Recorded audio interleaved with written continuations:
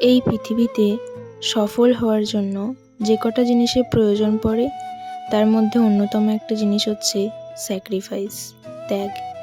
তুমি তো জানো এই পৃথিবীতে কোনো কিছু এমনি এমনি ঘটে যায় না, তার পিছনে অনেক কারণ থাকে, স্যাক্রিফাইস থাকে।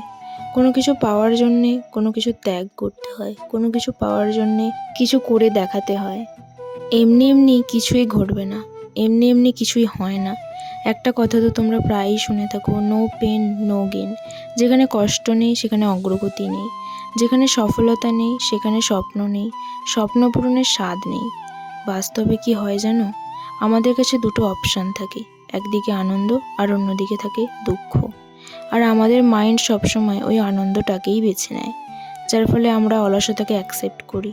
যেখানে পরিশ্রম করতে হয় না, যেখানে অল্পতেই হাল ছেড়ে দিলে সব কিছুর সমাধান হয়ে যায়, আমরা তেমন কিছুকেই বেছে নিই। কিন্তু অ্যাকচুয়াল এটা থেকেই আমরা আমাদের ক্ষতি ডেকে আনি। কারণ বাস্তবে আমাদের জীবন তৈরি হবে, আমাদের ভবিষ্যৎ তৈরি হবে, আমাদের স্বপ্ন, আমাদের উদ্দেশ্য, এই সমস্ত কিছু পূরণ হবে তখনই যদি আমরা কষ্টকে সহ্য করি, যদি আমরা কষ্টকে সহ্য করে সেটা থেকে শিক্ষা নিতে পারি।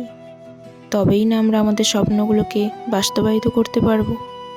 নমস্কার বন্ধুরা, আমি সুপর্ণা। আমার একটা নতুন ব্লগ ভিডিওতে তোমাদের সবাইকে স্বাগত জানাই। তবে এটা কোনো ব্লগ ভিডিও না, এটা আমার ড্রেসিং টেবিল অর্গানাইজ ভিডিও। ভাবলাম অনেক দিন ধরে এটা নোংরা হয়ে আছে, এটাকে একটু পরিষ্কার করে গুছিয়ে নিলে তো দেখতে বেশ সুন্দরই লাগে।